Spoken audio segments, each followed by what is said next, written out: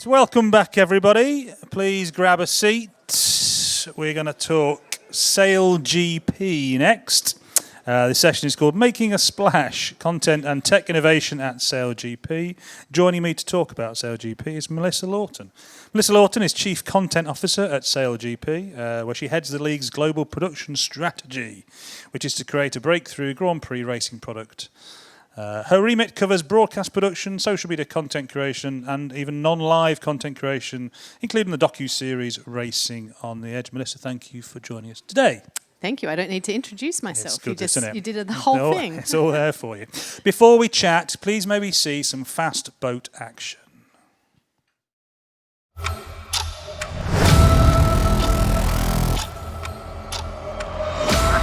for the first time in SailGP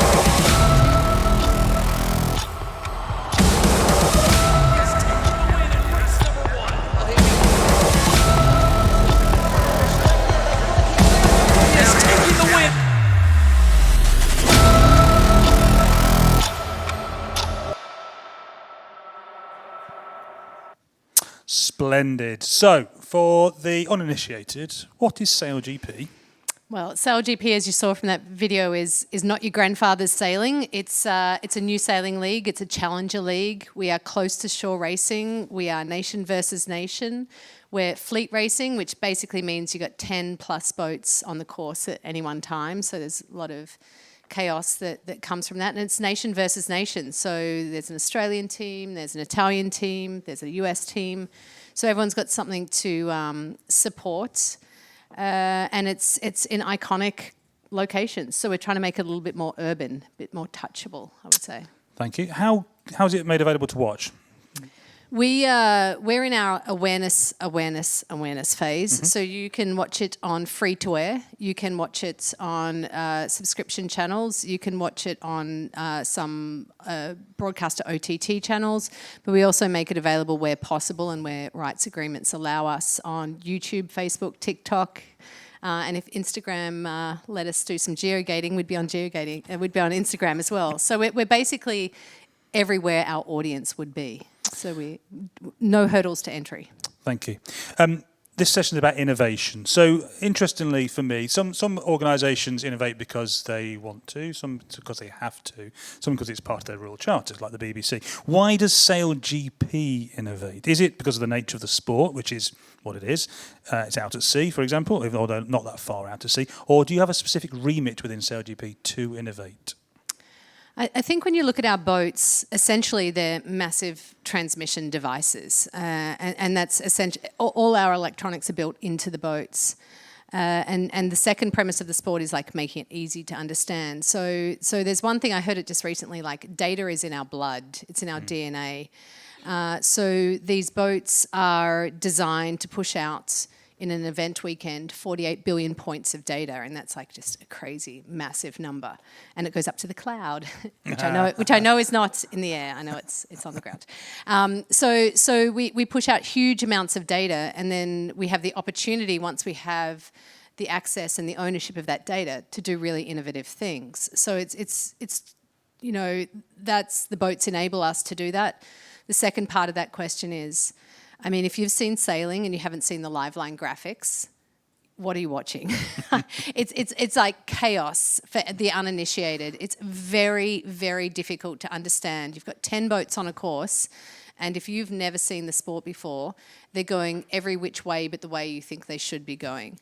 So when you see the broadcast, what we do is we overlay augmented reality graphics that give a very clear understanding through ladder lines of which boat is in front, which boat is going faster, the ride height, the velocity. All of that data is taken from, the cloud or taken directly from the boats, really, and then punched into our graphics system, both augmented reality, and then this year we souped up we pimped up our 2D graphics so that the 2D graphics are really designed so that there are, again, no hurdles to entry. You can watch the sport and very quickly understand everything that you need to know to place a bet if you wanted to, or root for a team.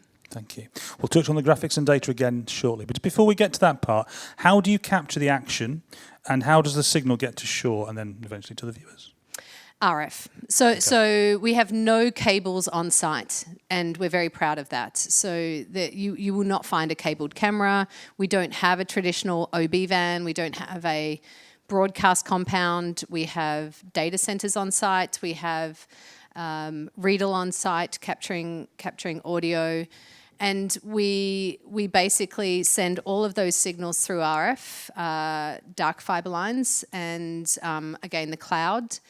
The cloud. I know you've all been speaking about the cloud, so I'll keep mentioning it. That comes directly back to us in the blink. We have zero latency. So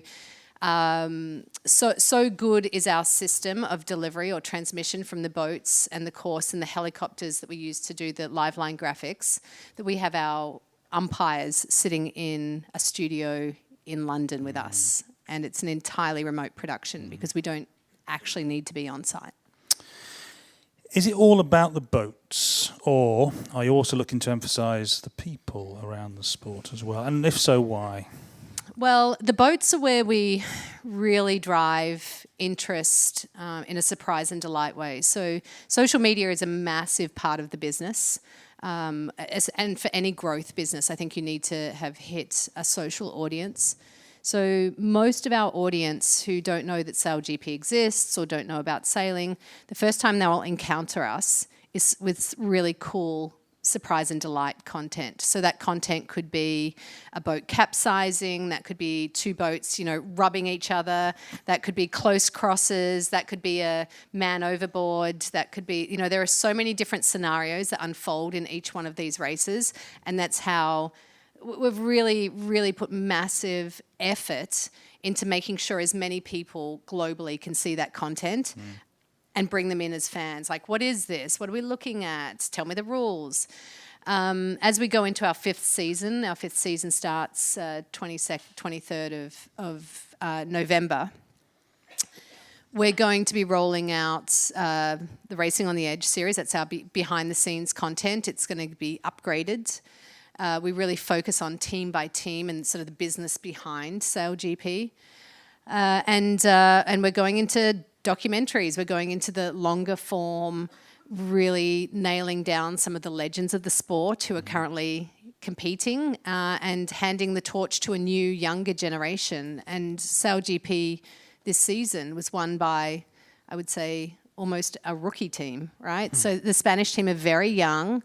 Diego Botin won the Olympics and he won SailGP and they're very young, and it's like this, we're starting to see this new generation of athletes come through. So we want to make sure that the audience who are much younger because they're watching through social media can attach themselves to following them in their journey through SailGP. And you're telling their stories as part of this. Telling their stories, right? yeah. Absolutely. You touched on data and graphics. Let's go into that a little bit more detail. The key for you, as far as I understand, is you own the data, right? What does that allow you to do, and how does that allow you to differentiate, perhaps? I mean, owning the data is massive. So 48 billion points of data is a lot for anyone to think about. Like, I don't really understand what we'd do with all of that information until sort of more recently when we used AI sort of coding and algorithms to start delineating or pulling out the bits of information that we needed. So Oracle, being a huge sponsor of ours, had developed AI to do anomaly detection in the medical industry. Looking at people's bodies and trying to find what was going wrong and what could be the cause. We took that technology, because again, we have all this, each one of these boats has so much data surrounding it. We're able to take that data from the boats and put it into an AI tooling, and the tooling can now tell us something might happen to this boat, something might go wrong on this boat is behaving differently to normal. And I guess I should go all the way back to the start. SailGP is a one design boat. Every team has exactly the same boat, so every team needs to learn how to sail that boat to the best of their ability. So it is very much about the athletes being able to use this boat. So the anomaly detection now gives us a heads up on the tech side. Okay, there's something wrong with this boat. We need to check it in between races. So we have 3 races a day. They'll go and check the boat. It might be something wrong with the foiling system. It might be something wrong with, some of their wing trimming buttons. So they can then go and check that. The reason they go and check that is because they're very, very expensive boats. So so there's an imperative there, right? So how does broadcast use that data? Our CTO tells us we've got this ability to sort of like predict things now. So we can predict what's going to happen in a race. We can sometimes even predict if something's going to go wrong with a boat. How do we want to use that? Well, our commentary team absolutely want to look like legends. So they get predictive data now that suddenly allows them to foretell the future or predict the future. But generally, we're starting to use that data to run cameras. So our director in the gallery has more eyes on more boats at specific times, and the AI is turning that camera to the position where the anomaly might happen. Now for us, just as I said before, often when we get entry-level interest in the boats is when there's a crash. Yep. So it's really important for us to be capturing as much of that content as possible, to be pushing out on social. So having another set of eyes, or, we could have 10 sets of eyes on potentially, I don't want to call them dangerous, but, what can I say so I don't get sued? No, it's there's situations that can unfold that would turn into a really spectacular moment. Let's call it that way. I like that. So now I've got more eyes on spectacular moments, and now I've got cameras that are following boats as they head into those spectacular moments that we can either roll in as a replay, and we could roll it in. We'll send it out to social media, and some of our biggest social media posts have been moments where we weren't looking for something. Right. Right. So they're moments that are completely anomalous to what normally goes on. And one of them's hit 100 million views on Instagram just because it's such a weird moment that happened. But it wouldn't have been something we as humans were looking for particularly. So this sort of safety technology, predictive technology, is manifesting itself in the ways you've described. But is that how foil cam came about? Is this the same route? That's quite interesting. Tell us about foil cam. Yeah, so foil cam is an interesting one for us. Again, all these data points after each race or after each weekend, the sailors or the teams go into our data center and they ask the data analysts, why is that team sailing better than us? Why is that team flying higher than us? Why is that team, steering less than us? And they basically go into those analytics. We've really seen how ride height is very, very important. So the higher you get on the foils, the less, I guess, resistance you have in the water, and the faster you can go. You can go 100 kilometers an hour at that speed. If the wind is perfect and the water is flat, once you get sea state, and this is like, I like to compare it to like tennis, your clay courts, your grass courts, your asphalt courts, they still exist. I'll say yes. I should know that at Wimbledon. And so our sea states are the same. Like we get rough sea states, swirly sea states, flat sea states. So having a camera now, the 5G camera under the boat, we get to see what the sea state looks like and the maneuverability of the foils so they can ride higher. So from a viewership perspective, we can now start making our own at-home predictions. Oh, they're riding too high for that sea state. They're going to crash. Wow. You mentioned 5G there. How do you use 5G on SailGP? 5G is the small cameras are delivered via 5G. We work with T-Mobile, a very, very good partnership with them. I personally, my team are using it mostly, and Sam's in the crowd. He can talk to you more about it later if you catch him. But we use 5G to do our TikTok live reports. Right. So TikTok is, again, a really important audience for us. We go live on TikTok often. What we find is when we go live on TikTok with one of our former sailors, CJ Perez, she holds a phone up. She knows how to hold a phone. It's raw looking vision, and TikTok likes that intrinsically. And she's able to hold up a phone and connect to the 5G signal, and she can do a full report And we don't need a cameraman, we don't need a producer, we don't need a ton of people around that. It's Sam and CJ, and they can go anywhere in the venue and do reports live on TikTok. And what we actually do is we show the live feed when we get to our ad break segments. She comes on and talks to the TikTok audience one-on-one, or one to many. So that's really important for us to engage with the audience in the way they want to be engaged with. Thank you. You've also tried augmented reality in the real world, if that doesn't sound too much of an oxymoron, using mobile phones shoreside. Tell us about that.